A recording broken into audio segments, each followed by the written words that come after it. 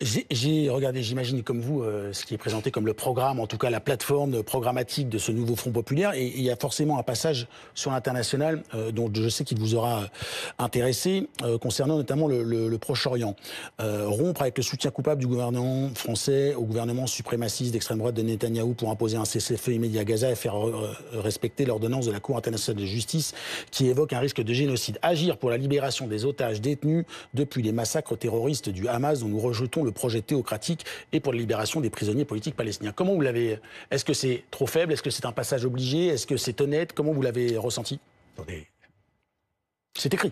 Si c'est écrit, mais quel crédit accorder? On sent tellement l'accord signé à 4 heures du matin après des tractations et je te donne une phrase sur les otages et tu acceptes que je qualifie le Hamas juste d'organisation théocratique. C'est dégueulasse, les articles de ce programme concernant Gaza. Ce n'est pas honorable. Et venir... Moi, je me méfie, et je n'y crois pas d'ailleurs, quand on me dit que le Rassemblement national se serait converti en 30 secondes par un coup de baguette magique à l'amour d'Israël et à l'amour des Juifs. Alors pourquoi? Pourquoi ils agissent comme ça? Je n'y crois pas. Finissez, je vous reposerai la question. Mais je n'y crois pas non plus pour LFI. C'est égal. Comment voulez-vous que ces gens qui ont fait toute la campagne des Européennes sur les arguments antisémites, qui ont mis Mme Rima Hassan en tête quasiment de leur liste, comment voulez-vous qu'on puisse les croire si en une nuit, ils décrètent que c'est fini, qu'on efface tout ça, que c'est caduque. Toute leur campagne est caduque et ils acceptent de reconnaître qu'il y a eu des crimes impardonnables le 7 octobre. Enfin écoutez... Le massacre terroriste du Hamas dont nous rejetons le projet théocratique, voilà, c'est cela. Voilà. Et par contre, demande de libération des otages. Naturellement, mais je connais par cœur ce genre d'histoire, ce genre de petites négociations entre partis. Encore une fois, ça sent l'accommodement. Mais le problème, c'est que malheureusement, on vit dans un pays où les robespierristes sont toujours plus forts, hélas, que les Girondins. Parce qu'ils gueulent plus fort, parce qu'ils sont plus retors, parce qu'ils sont plus pervers. Les Girondins sont plutôt au pouvoir, aux affaires historiquement en France, non?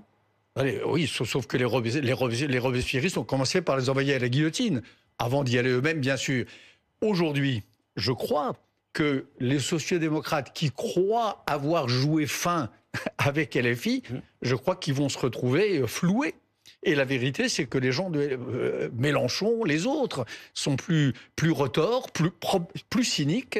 Ce qui frappe quand même à LFI, c'est cette espèce de cynisme érigé en politique. C'est des gens qui croient à rien, en vérité, et qui ne veulent même pas accéder au pouvoir. Et politique. C'est s'adapter à une situation pour en faire un programme. Mais bien sûr. Par exemple, je vous disais tout à l'heure Gaza. Ils ont fait campagne sur Gaza pendant des semaines. Et puis d'un seul coup, là, ces derniers jours, ils n'en parlaient plus. On ne voit plus Mme Rima Hassan, on ne voyait qu'elle. Elle est députée européenne, elle est dans les législatives. Oui, Raphaël Glucksmann aussi est député européen, ça l'empêche pas de s'exprimer. Chacun.